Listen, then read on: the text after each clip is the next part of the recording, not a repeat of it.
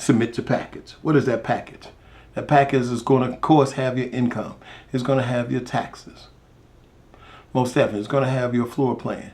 You'll have your pre-approval. You'll have the land. You have to tie all this together.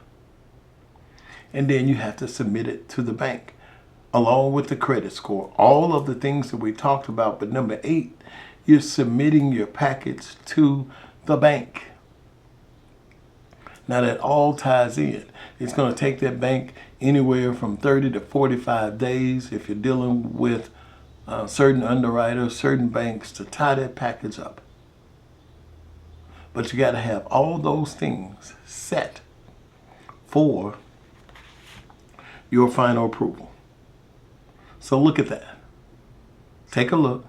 See how that construction loan can work for you. So I'm E.M. Real. Always keeping it 100. Always keeping it real. Till next time. Deuces.